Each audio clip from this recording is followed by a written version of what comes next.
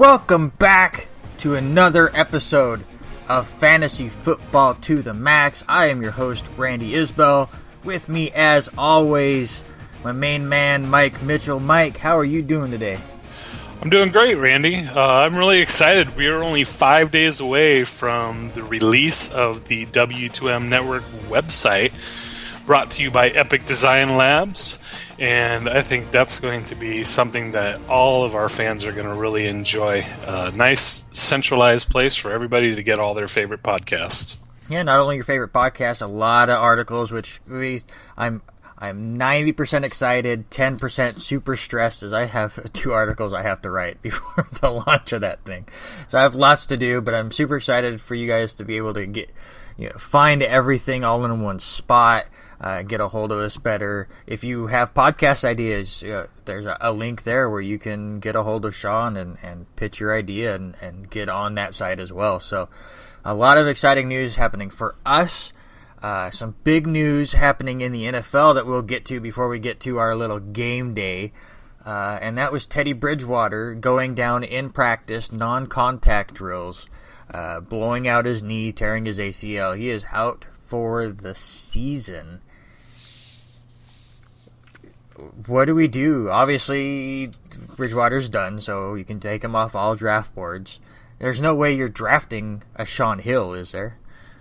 No, you'd be insane to draft Sean Hill. I mean, I personally, I think you might have been a little bit crazy to draft Teddy Bridgewater. So, I mean, at least he had a little bit more upside. But, Bridgewater, to me, has kind of already classified himself, until he plays his way out of it, as a game manager. With Adrian Peterson, they're going to run the ball. Their wide receivers aren't all that exciting, and their tight end. I mean, it just feels like a game manager situation there to begin with. Give it the ball to AP because the guy just is unstoppable forever. But with him gone, I think it's definitely going to possibly impact some of those receivers that you may have taken a chance on, like a Stephon Diggs, and it could even affect Adrian Peterson a little bit. We don't know how that's going to change things, but defenses that probably weren't all that honest to begin with Bridgewater are certainly not going to be honest with Sean Hill there. Yeah, I was actually slightly interested in Bridgewater as that sneaky second pick, just for the fact of Stephon Diggs has really been making a name for himself as that deep threat, and when you have defenses very concerned about Adrian Peterson, it kind of opens up the secondary. I was curious to see if Bridgewater could finally take that next step from game manager to a legit fantasy option. I've liked Bridgewater, since he's debuted, and had high hopes for him. Obviously, the injury is very disappointing. But I'm with you. I think this really does hurt the likes of Stephon Diggs. I kind of like it for Kyle Rudolph. Whoever does go in there will probably be doing a lot of checkdowns, whether they stick with what they got or they go out there and make a trade for a veteran quarterback. Sean Hill obviously will most likely start the season as quarterback, though. So I see a lot of checkdowns to Kyle Rudolph, so maybe he sees more touches. And basically, this is now Adrian Peterson's team. He's going to have to show that he still has it in the tank, that he can get through 8-man fronts, because that's all he's going to see. So I'm with you. I'm not 100% sure whether this is a good or bad thing for him, as his touches are going to go up, but the number of men that he has to bowl over also goes up. So I'm curious what that does for his fantasy value. Yeah, I mean, I think, it's one of those things where his volume will probably go up in direct accordance to the fact that they're going to be starting with Sean Hill too. So again, yes, the 8-man fronts are going to be there, and that could have an impact, but it's kind of similar to Ezekiel Elliott, where the volume has to go up based on the fact that the quarterback is out. Mm-hmm. Absolutely. And speaking of fantasy value, that's what we are looking at today. We have already done all of the previews for all of the positions. We hit a lot of news on Monday, so we figured, the last Thursday before the season starts, let's have a little bit of fun. Let's play some games, over-unders or who would you rathers on bunch of different players, get a bunch of information out for you guys, and basically just debate for an hour, just stress-free. So, Mike, I will let you start things off with your first over and under. All right, just before we get to that real quick, I wonder if Minnesota could somehow pry A.J. McCarron away from Cincinnati, because if they could figure out something like that, that would be interesting to me as far as a replacement for Teddy Bridgewater. It's probably not likely, and what would they have to give up to get a guy like an A.J. McCarron? But if there's a backup quarterback who looks like there might be a chance for him to make something of himself, I kind of like that guy. No, I'm high on him too, and obviously I think his price tag would be a lot smaller than, say, a Sanchez in Denver. As I know a few teams are looking at trade possibilities at him, and all the reports are saying that the price is too high. I throw out there a quarterback in the Jets that I wouldn't mind getting rid of. Not saying I'm high on him, but Geno Smith. You guys, Minnesota, you could have him. We don't need 4 quarterbacks in New York. I'm just saying. Yeah, well, I think there's crickets and tumbleweeds in the phone booth at the New York Jets facility right now. But yeah, anyway, it would be interesting to see who if they do go out and pick somebody up. But there's not a lot of options out there. I mean, that's the terrible thing about losing your starting quarterback. You know, not just from a fantasy perspective, obviously, but as an NFL team, it's as close to a death blow as you can get in the NFL. Yeah, absolutely. All right, so start this game off there, Mike. All right. We'll start off with over-unders. And my over-under to you is Andrew Luck. Will he have 34 touchdown passes, over or under? Now listen, obviously Andrew Luck got injured last season, only started 7 games, threw 15 touchdowns in those 7 games, so not terrible. I'm still a little worried injury-wise whether he can last. We've seen a lot in the preseason where this supposedly upgraded offensive line is continuing to have lots of struggles protecting Luck. So the injury concern is definitely still there. Listen, 34 touchdowns is a lot. He's only done it once in his 4-year career, and that was his big 2014 season where he threw for 40 of them. I'm going to go under here just for the fact of the injury concerns, for the fact that he's only done it once.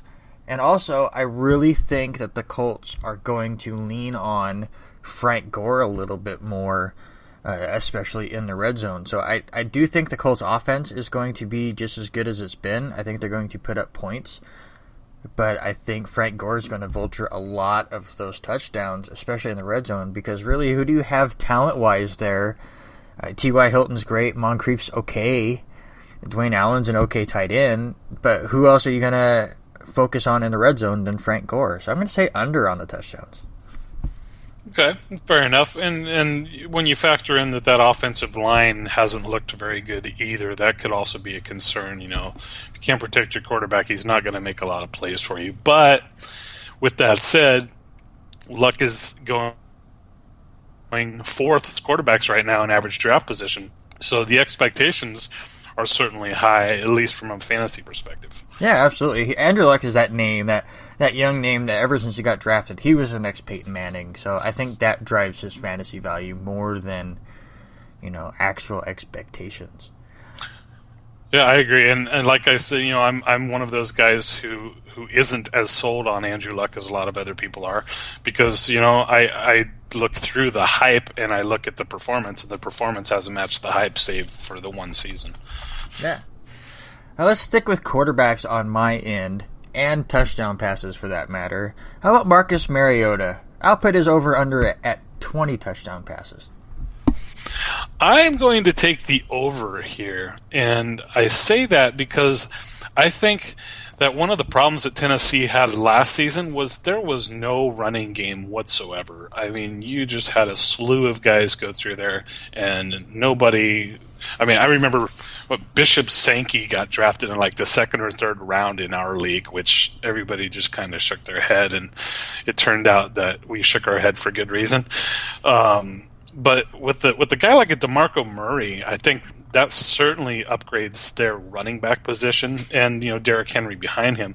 And because of that running game, I think that certainly is going to open up the passing game more. And I think Mariota is going to find his way to throwing more than 20 touchdowns. Yeah, I think I would agree with you there. He did throw 19 last year and only started 12 games. I do like the weapons that are around him as well. Andre Johnson as your third receiver is pretty good, and they seem to have a connection already. Tajay Sharp, who we will talk about here in a little while, could have a breakout rookie season as well. So I like the weapons around him, and as you said, the fact that he has two really solid running backs, far better than the Bishop Sankey's of the world, will only help him, I think, get the ball downfield a bit more. Yeah, and it's, as far as Andre Johnson goes, yeah, he's slowed down a little bit, but he's still pretty solid in the red zone. He'll still be an option there at least. And it's one of those things where what happens with Rashard Matthews and Tajay Sharp, they could have great seasons, they could have terrible seasons, but I think Mariota figures out a way with a Delaney Walker there as a guy that he can lean on, and a veteran Andre Johnson in the red zone. So I will take the over. All right, what's the next one? All right, for you, Devontae Freeman, 10 total touchdowns, passing and receiving. Over or under? Oh, I think everyone's going to know where I'm going here, as we've kind of talked about it before, but I'm going under. Listen, he had that really red-hot start last year where he scored 10 touchdowns combined in the first 7 games, had 4 the rest of the season, 2 rushing and 2 receiving the rest of the season. Kind of slowed down a little bit. I see more of the slowdown as people figuring him out and getting the book on him. I'm going to go under. I'm going to say by a little bit. I'm going to say he's going to have about 7 total touchdowns. He also has to worry about Tevin Coleman being healthy and taking some of the play time away from him. So I'm going to go under here for Devontae Freeman. Okay, I mean, fair enough. He did have 14 total touchdowns last season and over 1,600 yards between rushing and receiving yards. But yeah, he did decline a little bit last season as the season wore on. But, I told you my opinion on that was that I thought Matt Ryan declined as the season went on. And, if you can't threaten a team through the air, then of course they're going to crowd the line and stop the run. So, I think Devontae Freeman is hitched directly to Matt Ryan. But, the total touchdowns is a little bit sneaky because I think Devontae Freeman is one of the best receiving running backs in the league, too. So he certainly has some value as a receiver, not just as a running back. Well, I'll ask you this then. You said his value is connected to Matt Ryan's decline last year. Do you have any higher hopes on Matt Ryan this year? I do. I think with Sanu there, I think it gives him a better second option because they really struggled to find another guy besides Julio Jones. And you know how you and I have discussed our liking for sneaky receivers who play across the field from studs. Yes. I think Sanu is one of those sneaky receivers playing across from a stud who didn't really get a chance to open it up a lot in Cincinnati, had a little bit of injury problems. But I think, with him sitting there next to a Julio Jones, that's going to give Matt Ryan more options from the passing perspective, which opening that up should open things up for Freeman a little bit too. Yeah, I hear you. All right, how about I'll give you this one. Everyone knows I'm very high on the Jaguars' offense. Newly acquired former Jet Chris Ivory is now in that backfield. Over or under 8 total touchdowns for Ivory? Well, I'm going to take the under, and part of that is because I don't think he's going to get any receiving touchdowns because, like you said, he has some of the worst hands in the league. But I do think he can get 6 or 7 red zone touchdowns, as a vulture. My favorite vulture to go back on was, Jonathan Stewart prior to Cam Newton deciding that nobody else gets any touchdowns. But I think, with TJ Yeldon starting, we'll kind of see what happens there as far as how they mix in Ivory. And, I don't question Ivory. He's got to be one of the best second running backs in the league. And there's certainly a lot of skill there. And he's a better blocker, which helps also. But for me, I think the Jaguars are still going to have to figure out how to transition from a team that throws the ball a lot to a team that has more balance at the running game, and that might take them a little time. So I'll take the under, but not by a lot. Yeah, and 8 is his career high. He had 8 last season. I do think it's going to be slightly over. Yes, I know that technically Yeldon is the starter in Jacksonville, but I think those roles are very 50-50. Yeldon might start it, but they're going to see about the same amount of gameplay, if not Ivory slightly more, especially down in the red zone, because yes, the Jaguars do need to learn how to be more of a balanced offense, especially in the red zone, but now that they have somebody like Ivory that can bowl people over, I think they're going to lean that way a bit more, just for the fact that once they start doing that, and if they're successful doing that, all it's going to do is open up the secondary for easier touchdown passes to a Robinson or a Hearns or a Thomas. So I think they really want to focus in on that, especially early on in the season.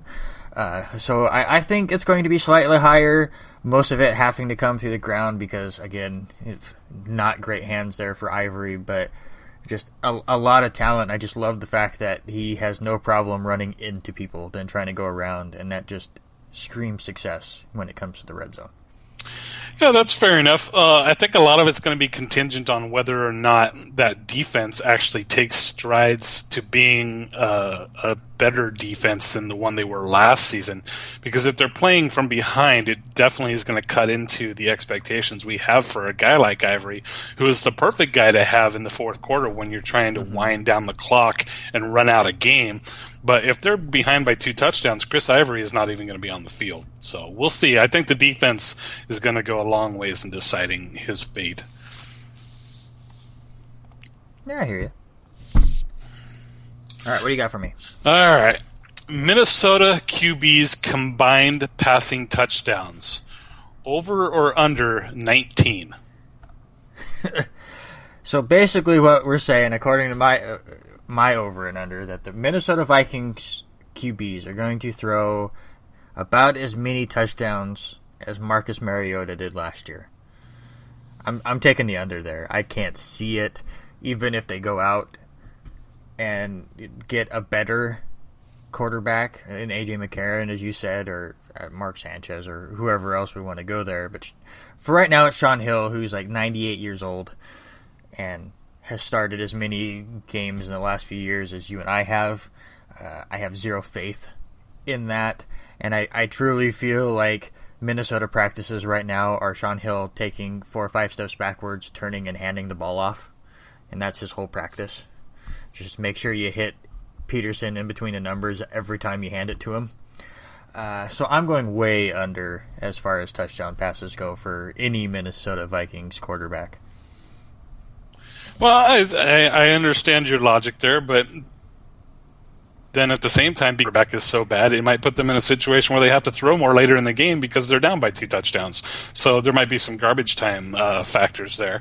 And I think, a lot of this is going to come down to, can they find somebody better than Shaun Hill to run the offense?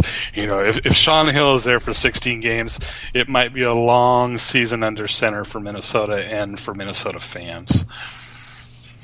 Yeah, just slightly. Just for the record, Shaun Hill's total numbers, 46 games played, 34 of them starts, 49 touchdowns, 30 interceptions in his career. Not the guy that you want leading a team who has playoff aspirations this year. It's going to be rough for the Vikings, I think.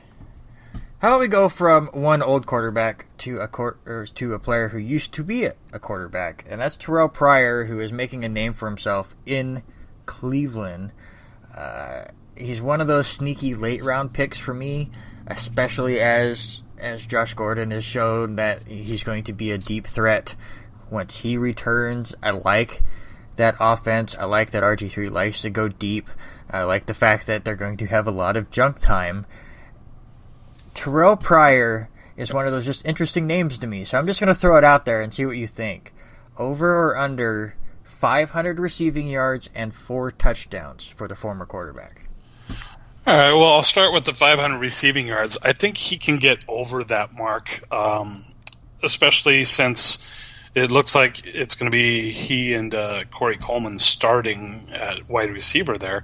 So, and without Josh Gordon there yet, I think Terrell Pryor can probably find a way to get himself at least over 500 yards total for the season. He may end up with 200, 250, somewhere in there prior to week 5. I think that's a fair estimate.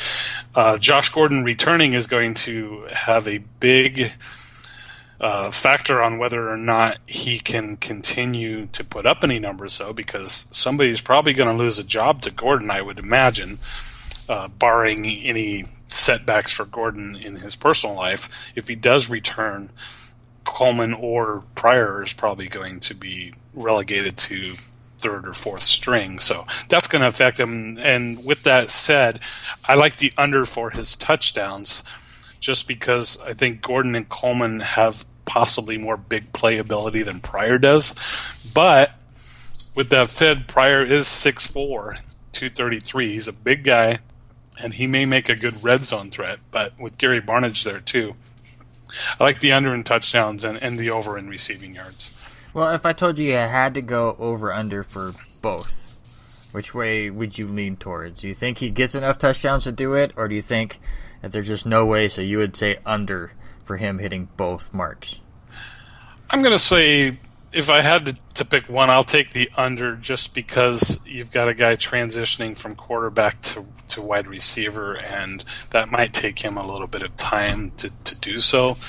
But a lot of it's contingent on if he beats out Coleman as the number 2 guy, it's going to be over. There's no doubt in my mind. But if Coleman ends up being the 2 guy, then it's going to be under. So a lot of it comes down to that. But I'll take the under just because of all the other factors. See, this is where I'm going to disagree with you. I think he makes a better 3. I think once Gordon comes back and you put Gordon and Coleman on the outside, and you have Terrell Pryor being that slot receiver, as you said, 6'6", 240. I mean, he just towers over most people. I think he would make a great slot receiver. I like him going over on both of these marks, not just for the fact that Gordon's going to miss the 4 games, but once he does come back, I think it puts Pryor in a more natural position. Well, you've got Andrew Hawkins there is looking like he's going to be the slot receiver going into the season. So if that ends up being the case and it comes down to he or Andrew Hawkins, it'll be interesting to see what happens there. But Terrell Pryor has 2 catches in his career, 2, which I understand it's because it's a new position for him, but still 2 catches. I'm just going to err on the side of caution here, just because of an unproven position for him. All right, what do you got next for me? All right. Total number of games Tony Romo starts and fifth season. Over under 2. I hate this question. So, do I want to be an optimist or pessimist for poor Tony Romo, who has become the butt of all jokes? Has been the butt of all jokes for many years, and now, a serious injury happens, and all you see on social media is jokes. Though I do have to say, I think my favorite joke I have seen on Facebook is they transposed Tony Romo and Teddy Bridgewater in the Forrest Gump movie, and it shows Tony Romo trying to hand Teddy Bridgewater an ice cream from when... I can only imagine. I have not seen that, but I'll have to look at it. I'll just send it to you. It's just perfect. It's just making fun of Tony Romo is dumb as Forrest Gump, and Teddy Bridgewater has lost his leg, and it's so great. Well, okay, so Romo's Gump and Bridgewater's Captain Dan. Yeah, it's just... It's funny. Or Lieutenant Dan, pardon me. It's so good. Anyways, I'm going to say over. I'm going to be optimistic. Obviously they seem to be optimistic in Dallas that he's not going to be out the whole 6 to 10 weeks that they're saying. They're hoping he's back by like week 2, 3, 4-ish. So I'll ride with that. I'll say over 2. But I don't even know at that point if I even want him. Unless, you have somebody else, because he's so injury prevalent that you could start him and he could get one pass off and be hurt, and there goes your fantasy week. So I'd be so scared to even start Romo, especially as like the playoffs drew closer, just for the fact that at any point he could be a no-show as far as getting injured so early. Well, yeah, it's a huge risk, and he made it through 3 plays in preseason, yeah, and he missed almost all of last season. How much trust can you have? I mean, when I set that mark of 2 games started and finished, I thought it was a pretty fair number, and it's one of those things where it really comes down to, do you think he can stay healthy? Because if he can, he's going to be in there. I can't imagine Prescott's going to light up the world. But at the same time, they say that he might be back in the earlier weeks. I think a lot of that comes down to how are they doing. If they start out 0-2, 0-3, 1-4, I think Romo's going to be pressed to come back sooner maybe than he would like. Mm-hmm. But if they somehow can start the season off strong, I think that you maybe give Romo a little bit more time to get closer to whatever a Tony Romo healthy looks like. Yeah, I think they definitely will not pull what they did last year where, he breaks his collarbone, the season looks in dire shape, they need to go on a run to make the playoffs, so he rushes himself back and then re-injures himself right off the bat. So I think they're hoping that Prescott does well enough and the team does well enough where they can make sure he is as close to 100% as he can be before they come back. But speaking of Prescott, he is the topic of your next question, so go ahead and hit that one first before I hit mine. Okay, Dak Prescott fantasy QB ranking when Tony Romo returns. So this is just the games that Prescott starts and finishes.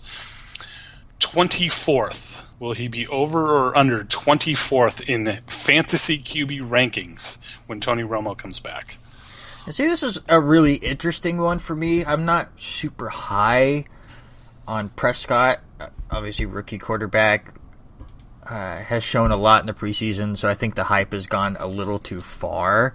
I think he's a very good quarterback that could turn into a star in a few years, but kind of still has to learn the NFL ways, I guess is the best way to put it. I think Dallas has done a great job of using what he did in college and adding it to their offense, not just going, no, now you're playing our offense. So I think the transition is going to be a little bit smoother for him. But what we say, top 24? I'm looking at ESPN rankings right now. I don't know if you took your headphones out, but I'm hearing myself in an echo. But you're looking at like the top 24, and you're looking at like a Jay Cutler or Joe Flacco. I think he could perform a bit better than them, just for the fact of, he's throwing it to Des Bryant and Jason Witten and Terrence Williams. He has a lot of talent around him. So I think, they're going to really rely on the rushing game and not getting him in too much trouble. But I think he could get just inside the top 20 for the games that he starts. Well, that's exactly how I came to set that number at 24, was I looked at the guys above him that I thought he could outperform. And I thought Brock Osweiler was one that he might be able to outdo. Maybe even a Tannehill or a Matt Ryan. Somehow he outperforms them. And then, you said Flacco. And I also think Robert Griffin is a guy that he might be able to outperform. And Alex Smith is he is what he is, but I don't know that Prescott will outperform him necessarily. But I figured there was 3 guys in that next group of 6 to 8 players above him that I thought he could probably outperform, and that's where I came up with the number 24. Yeah. But I don't really see anybody behind him that I think will do better than him either, so I don't think he'll lose any ground as far as that goes. But just as far as fantasy goes, I'll just throw this out there. I mean, he might be a decent enough quarterback, and I don't think that I would drop a Dez Bryant down because of this injury to Tony Romo. But I would never draft Dak Prescott just because of the fact is, as I said, the hype for him is getting too far. I can guarantee from here on out he is going to get drafted 3 to 5 rounds earlier than I would ever even think of picking him up. Yeah, well, and that's kind of the reason why I put this in as a question, was if I set him around the 24 mark, that's how I feel about the guy. And I don't see how you're going to be picking any quarterback who's sitting at 24th in the rankings based solely on the fact that you would almost be crazy to look at something like that. And that, all of fantasy football is opinion. Our opinion happens to be that Dak Prescott isn't worth drafting. If you do take a chance on him, and you're right, congratulations to you. But as far as my money goes, no thank you. Yeah, usually when I draft somebody like that, and in my first main draft, I did pick up Robert Griffin, who is kind of in that same area. I picked him up for the upside, just in case, that offense blows up and does amazing, then I have him stored. That's why you would draft a Dak Prescott, and I think, even if he has great upside early, they're going to go to Romo, and basically you would draft him as I think Romo's going to get hurt again, and they're just going to roll with Prescott. And he's not getting drafted that way. He's getting drafted, up there with the Staffords and the Daltons of the world, and to me, that's a little early, because basically you're saying he's going to be my backup quarterback, and time will tell, but we'll see. Right, and like you said, Robert Griffin's going to be the starter throughout the season, barring injury, of course. And what is the value in drafting a backup quarterback in your fantasy league who's a backup quarterback in the NFL? Yeah. So definitely. That's something you got to take into account, too. All right, so I'll get to my last two over-unders here real quick. Alshon Jeffrey is an interesting name for me. Has amazing talent, but I think he regresses a little bit this year, and I want to see where you go with this. How about the wide receiver ranking at the end of the season for any standard scoring setup? I'll put the over-under at 10th. I am going to take closer. I don't think he's going to make it in the top 10, and I don't think necessarily he might miss it by a lot. But a lot of it is just based on the fact that he has had so many health issues over the last few seasons. He missed 7 games last year, and I certainly don't question the fact that he is an amazing receiver when he's in there. And in the last 3 seasons, only Calvin Johnson and Brandon Marshall had more red zone targets than him. So that is definitely a lot of upside to be looking at from a fantasy perspective. But I also think that having Kevin White there, if he emerges as a strong breakout candidate, for a guy who was, I guess, a rookie last season, but this will be his first year on the field, I think that's going to take a little bit of Jeffrey's targets away. I think having Zach Miller there is going to also diminish Jeffrey a little bit as far as his production. And again, those injury concerns are what have me a little bit outside the top 10. But if ever there was a guy that if could stay on the field and you knew that you could trust him to do that, he's definitely a top 10 talent. I don't question that at all, but I'll take the over 10th. Yeah, it's going to be really close, I think. I think there's a few guys that might pass him into that top 10. But if he stays healthy the entire season, he's definitely a guy on my radar. So I can understand that. How about the last one here for over-unders? Gary Barnidge had that big breakout season last year. Obviously, there's a few more weapons around and a new quarterback over there in Cleveland. Over or under 1,000 receiving yards for Barnidge? I'm going to take the under here, and I'm taking the under just because I think that Cleveland is going to find more ways to pick up large chunks of yardage and kind of cut into his overall yardage production because of their wideout situation. And this is especially if Josh Gordon comes back. I think Cleveland's going to hit a lot more big plays, and there's not going to be as much field for him to pick up over 1,000 yards.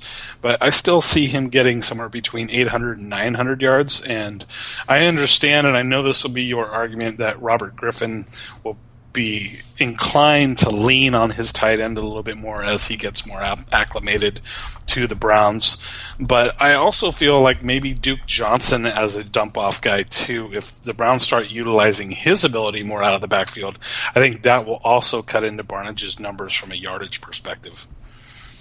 No, and it's definitely going to be tough for me to say that I think Barnage is going to top 1,000 yards again. 1,000 is quite a high number. I just said it there because that's what he hit last year.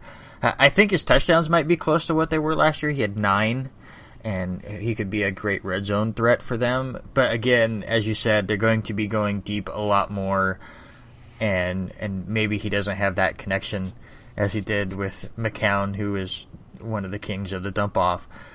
So I think his production comes down a little bit, but I would still have him in that second tier of tight ends.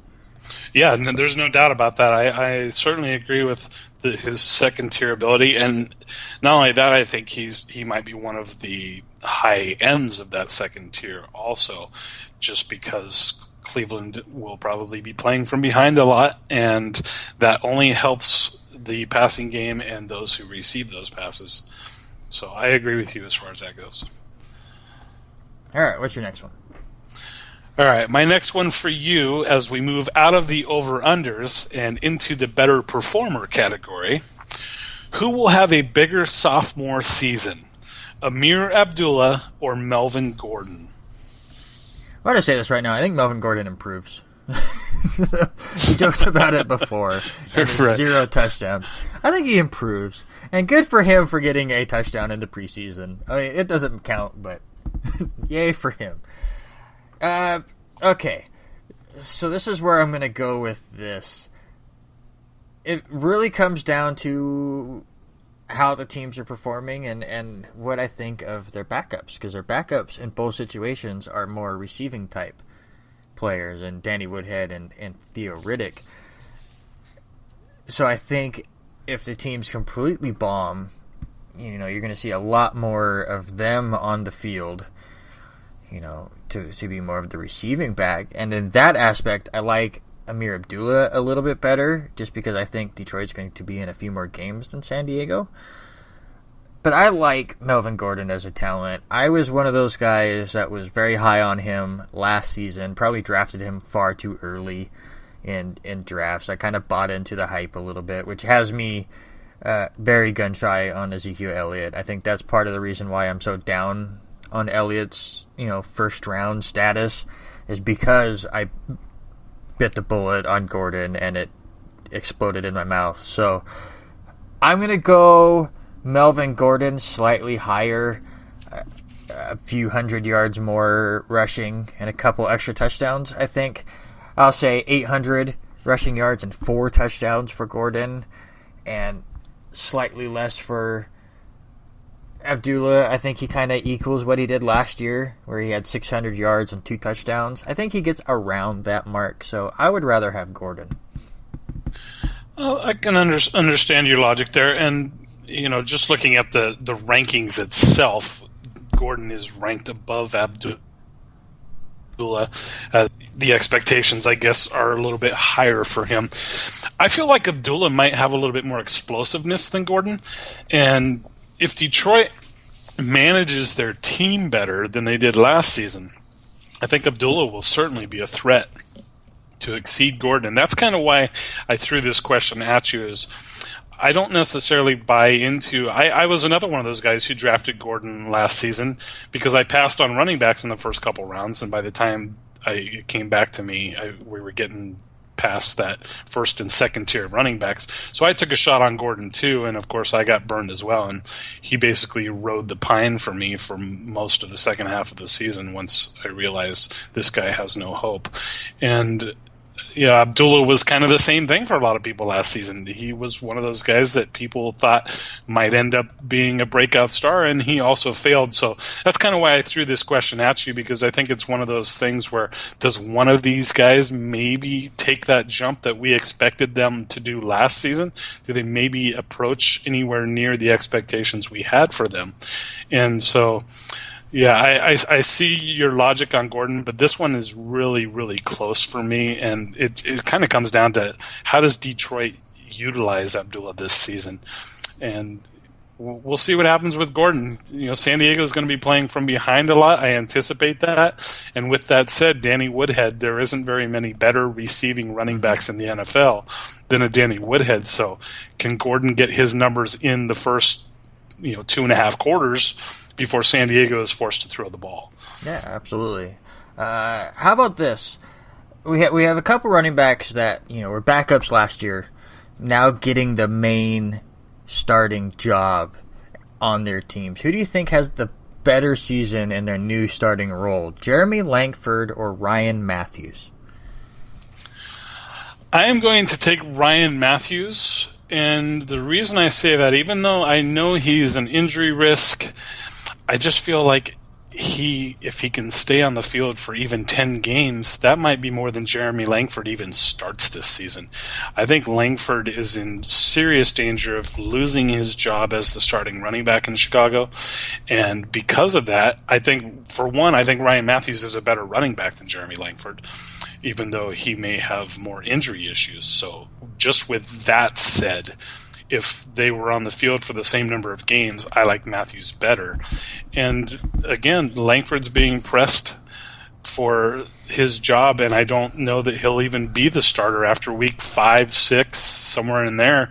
So I'll take Matthews just because I feel like he's just a better back, in my opinion. Yeah, it's going to be an interesting one. I think Matthews has more talent, but as you said, how many times has he ever gotten through a full season? So it's going to be interesting there. How about this one real quick? Speaking of injuries, we have 2 players coming off of season-ending surgeries last year, coming back, both supposed to be, first 2-round picks. Who has the better season based off of fantasy points? Jamaal Charles or Jordy Nelson? This one is tough for me, and it wouldn't be as tough if I knew for a fact that Jamaal Charles was going to approach the same role that we have seen from him over the last several seasons. What will Kansas City do with their running back situation with Ware behind him and West behind Ware? How much will Jamaal Charles be leaned on as far as his lead role, and how much will he be sharing with those other players? I will take Charles, and of course, this whole injury thing, we always would have to set the injuries aside. I just feel like Charles will do a little bit more than Nelson overall, because I love Jamaal Charles when he's healthy. He is just phenomenal. His open field skills, his ability to break off huge plays. And of course, Jordy Nelson is kind of the go-to guy for Aaron Rodgers, but Aaron Rodgers is kind of being forced to share the ball a little bit more. And if we buy into the Eddie Lacy hype a little bit this season and think that maybe Green Bay is going to have a more balanced running game this season and run the ball more than they did last year, then I think that eats into Jordy Nelson's production a little bit. So I'll take Charles, but again, a lot of it's going to be dependent on how much time share he there with those quality backs behind him. Yeah, I like Nelson here for basically the reasons that you brought up. I think they use Charles slightly less than they would. They protect him a little bit, bring him in big situations, but anytime they have a bit of a lead, I would not be surprised to see him standing on the sideline and letting the younger running backs eat up the yardage quite a bit. So I would go Nelson there personally, but I think it's going to be pretty close. Yeah, it will be fun to see. It was a good question. All right, are you ready for one? Let's do it. Okay. Who performs better in their new backfield? DeMarco Murray or Matt Forte? Hitting close to home here, sir.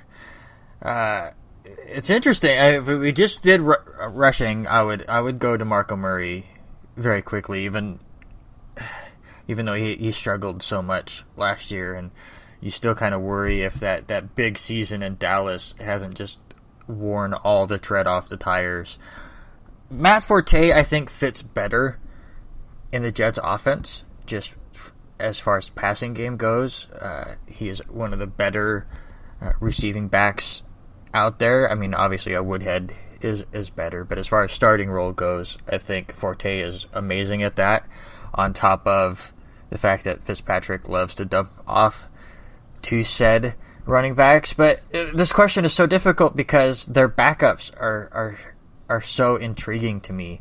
You know, the rookie Henry in Tennessee, how much is his role going to be? And Bilal Powell is just like Matt Forte, but younger. He's great out of the backfield as a receiving back. He showed that he could be the starter if needed to be over there for New York. And honestly, I think I've said it before on this podcast, when Ivory went to Jacksonville, I was okay with it because I was okay with Bilal Powell being our starter. I was ready for him to take that bigger role. So how much is he going to eat into Forte's role there? So I'm going to slightly go with Murray, as I do think that they're going to slowly put Henry more and more into that offense. I'll say he just gets over 1,000 yards rushing, a couple hundred yards receiving, and 8 touchdowns over Forte, who I think is more in a 50-50-ish, 60-40 role. Give him 800 rushing, 500-ish receiving, and 7 total touchdowns. So I think both, are definitely fantasy options, but I would slightly go Murray over Forte. Well, and I am going to agree with you on Murray, and I'm going to use similar logic to why you were questioning Murray in this comparison. And you had mentioned that Murray was possibly worn down from that extensive season of running the ball with Dallas. But I look at a guy like Matt Forte, and over the last 8 seasons, he has more touches than any other player in the NFL. So if you want to talk about extensive usage, Matt Forte is your guy. That said, he's also been able to show that he has been relatively durable until last season, even with all of that high number of touches.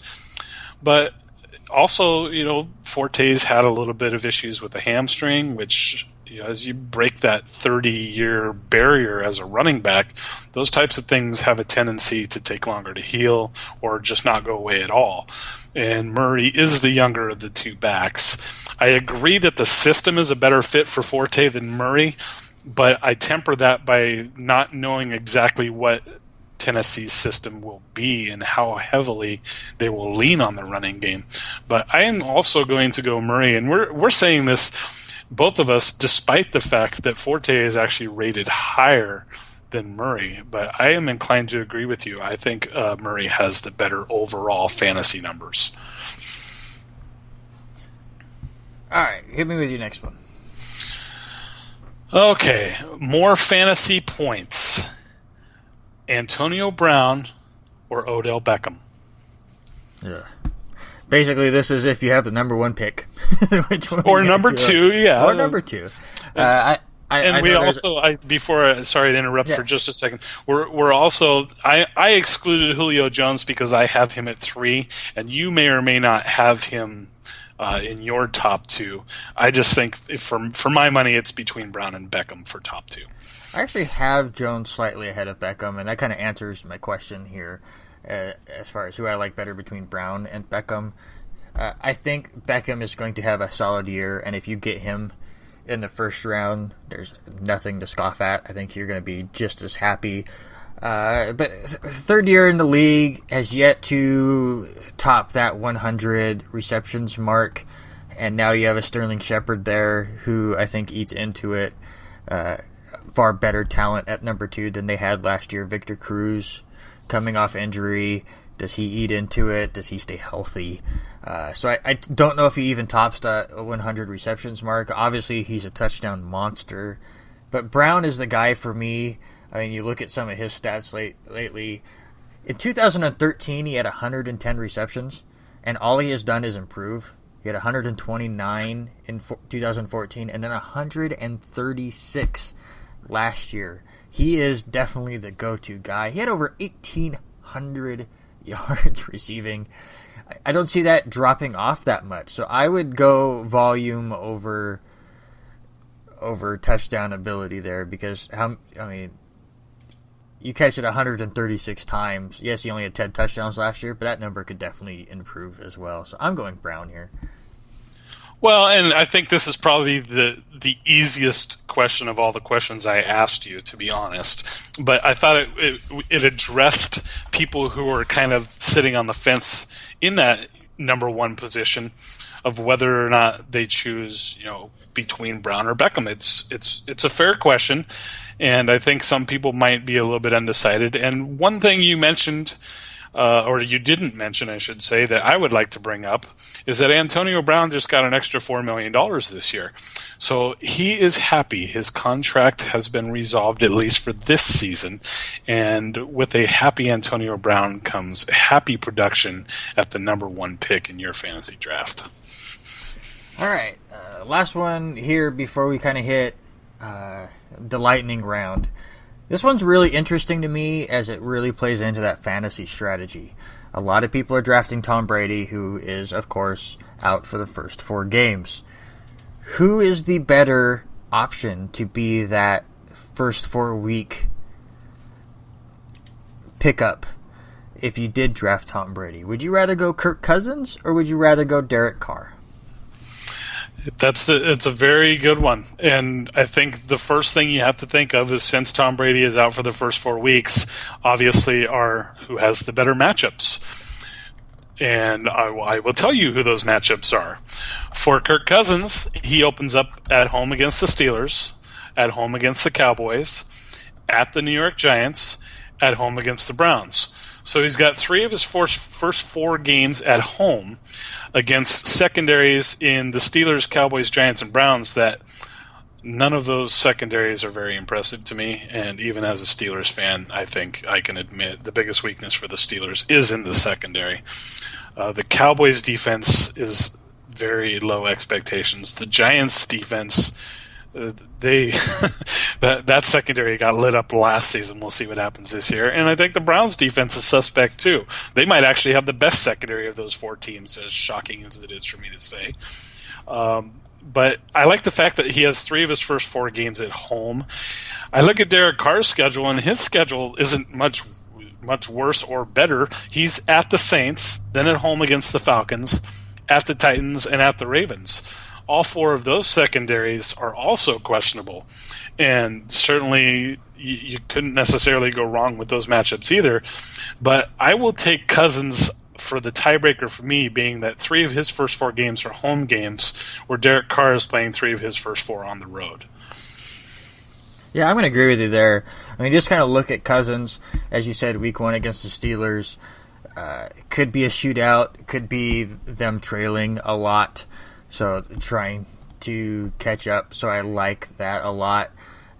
The Cowboys, again, it's at home against a secondary that he's seen a lot. And it's the same with the Giants as well. So, and then, of course, Cleveland, they might blow them out, and you won't see as great a numbers there. But at least 3 of the 4 I love just for matchup-wise, because either I think they're going to be trailing and throwing it a lot, or it's against a divisional opponent that he knows how the secondary works, and I think he can pick them apart. So I'm going to agree with you with Kirk Cousins.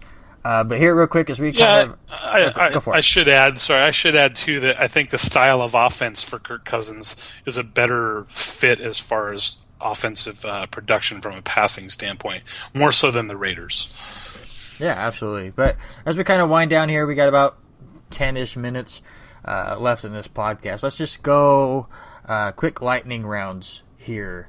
And I'll start with who has a better rookie season, Corey Coleman or Tajay Sharp? I'm going to take Tajay Sharp, and I take it just because of the fact that we don't know what's going to happen when Josh Gordon comes back. And though Coleman certainly has a lot of big playability, I think there's a question mark there for me as to whether or not he keeps his position as one of the starting wideouts or top 3 wideouts under questionable circumstances. And we know Tajay Sharp is starting, so I will take Sharp because he is the starter. Yeah, I think both have decent seasons, both great junk time options. Absolutely. All right, I'll throw one at you. And this one has been a question mark for a lot of people and is still a question mark for a lot of people at this point, too, and that is Michael Floyd or John Brown. Which Cardinals receiver has a better year? I saw this on our sheet and just shook my head for 20 minutes trying to figure this out. And poor Larry Fitzgerald, who you did not put in this, but is right in that mix as well. How about this? I'm going to go Michael Floyd ever so slightly. Here's my projections for John Brown. We'll start with John Brown. My John Brown projection is 1,000 receiving yards and 6 touchdowns. Fair enough, right? Michael Floyd, my projections for him, 1,000 receiving yards and 7 touchdowns. That's how close I think this is. I don't think you can go wrong with any of those 3, but I think you agree we're slightly higher on Floyd than the other 2. I actually disagree. I'm higher on Brown. Okay. I like John Brown's upside, and I think we discussed this in a previous podcast too. I like him because he's younger. I think he's less inclined to be injured, and because of those 2 things, I prefer Brown in that mix. How much do you think Brown's going to be better than Floyd? Not a lot. Let me say it better. How confident are you that Brown's going to be better than Floyd? I am confident enough to give you a You Betcha challenge. I would take John Brown over Michael Floyd if it was up to me. All right, well then You Betcha. I'll take Floyd. Mike has John Brown. So there's our You Betcha challenge of the podcast. We haven't had one yet because we've agreed more than I thought we were going to so far. But let's move on to my last one for you. Who is the sneakier fantasy option on their new team? Anquan Boldin and for the Lions, or the newly acquired Dorial Green-Beckham for the Eagles? It's a good question. I like Matthew Stafford better as a quarterback, so I think that gives Bolden a little bit of a nod. And Bolden had a decent track record prior to going off into the abyss that is the San Francisco 49ers these days, and he's a veteran. However, I like Green-Beckham better. I think he's younger with more upside. I think he has more explosive playmaking ability than the aging Bolden. And I think that Bolden's more likely to be a slot receiver when the season starts anyway. And I don't think Bolden is going to be relegated to the slot necessarily. So I will lean towards Green-Beckham. Yeah, I think so too. I think they've already put him in the offense and they like him a lot. All right. My last one for you is Coby Fleener or Travis Kelce? Who has the better year as a tight end? I think Kelce is a safer option. I think Alex Smith likes him a lot and will be looking towards him a lot more. I think he has more yardage than Coby Fleener. Coby Fleener is a bit riskier to me going to a new team. I also think he's also getting drafted a little too high because everyone just looks at, oh, it's a tight end with Drew Brees. He's going to be the next Jimmy Graham. And so he goes higher than most. But I do think he does get a bit more touchdowns as the Saints will be airing it out a lot more. This one's close to me, but I will lean Fleener just for the touchdown points. I'll take the riskier side. So I will go Fleener on that one. Agree or disagree?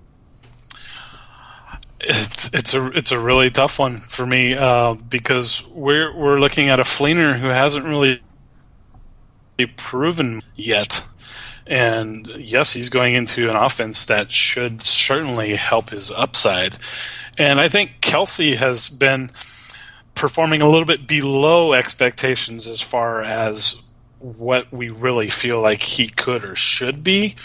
So I'm going to take Kelce just for fun here. And if you want to make this into a You Betcha challenge, I'll sneak this one in here just for fun. I will take Travis Kelce over Coby Fleener. Sure, why not? Let's get some You Betcha challenges here at the end. I will take Coby Fleener. Okay. And that one's going to be interesting. All right, so that's basically going to do it for this podcast. On Monday, I think we might be do a little bit more of this, as well as start our breakdowns of Week 1. We will start our weekly look at some games as we draw ever closer to the regular season. We might even discuss a little bit of the big draft that Mike and I have going on this Sunday, and maybe debate that a little bit. But that's on Monday. But before we go, Mike, there's a couple hot topics that you wanted to discuss here real quick. So I'm going to give you the floor for the next 5 to 10 minutes and let you get a few things off your chest. Yeah, well, it probably won't even take me that long, but we'll start with the Al Jazeera report. And this whole thing to me was just kind of a sham, and I cannot stand the way the NFL even handled this. First of all, the report was already proven false with Peyton Manning. Second of all, the guy who reported it retracted his statements. And, I mean, is Al Jazeera really somebody that we want to rely on for NFL inside information? I don't think so. And the NFL, after forcing these players to have interviews with them, it was just handled terrible, and I feel like the NFL is just being more and more offensive towards their players with stupid things like this. So congratulations to James Harrison, Clay Matthews, and Julius Peppers for getting off the hook as far as that goes, and those three guys can go back to being playmakers for their defenses and be rid of this stupidity as far as this is concerned. The other thing for me, and I listened to the football podcast, and you guys touched on it a little bit at the end of your last podcast, talking about Colin Kaepernick and his national anthem and his sitting. And I agree with your perspective in that he has the right to sit, and that's part of the reason why we consider ourselves to be a great country, is that we still have rights to protest things, even if it's something like the national anthem. But for me, I start to question his credibility on these things. For one, he doesn't have a track record of being a guy who is going out and doing a lot of nonprofit things and stuff that would show me that this is a stance that he is taking, and he's proving it by being a bigger part of the community. So Colin Kaepernick, be a bigger part of the community if you really want to make a change, because just sitting for the national anthem, it's going to bring negative connotations to you, to the team, and wearing pig cop socks to practice is, in my opinion, offensive. And I understand that a lot of the protest here is because the police have certainly had more than one questionable or ridiculously terrible situation with people. But by doing something offensive like that, you can't fix things with violence, with offensiveness. Why was Martin Luther King such an effective person dealing with these racial tensions? It's because he handled it with grace. He handled it by building respect with not only the black community, but with the white community. And he handled it with love and dignity. He didn't promote violence. He didn't promote killing cops or killing other races. He did it by being a smart and very effective speaker who hit topics that people were afraid to talk about, but he hit them with the kind of tempered, love, and really that's what it comes down to me to. For me, is I love what he did as a person, because he was respectable and he didn't fight violence with. So just keep that in mind, people. Yeah, absolutely, and I totally agree with you about the socks thing. I honestly hadn't heard that till you brought it up before the podcast, and I'm not a fan of it. Again, he has every right to wear it and be as respectful or disrespectful as he wants. Never have I said that you have to agree with how Colin Kaepernick handled it. All I have asked this whole time is just listen and let's see if we can focus more on what his message is supposed to be, because he's not the only one trying to make that message, instead of worrying so much about how he did it and overreacting to that. That's all I've asked. But that's going to do it here for this podcast. Big weekend for Mike and I, as we have, as I said, a huge league draft. That this is the 8th or 9th year that we've done this league. So a lot of trash talking will be involved. I'm sure that will leak onto Monday's podcast, as we are now 1 week away from the regular season. I'm excited. I'm sure Mike is beyond excited. You bet. It's about time. and I hope you guys are as well. Again, if you have any questions for us, please leave it on the Facebook page, on the Spreaker page, on the new website that will be launching on Tuesday. You can ask us any questions or have any comments there. And we would love to answer any questions that you guys have. But until Monday, for Mike, I am Randy, and I hope you guys have a wonderful Labor Day weekend. And we will see you on Monday. Bye, guys.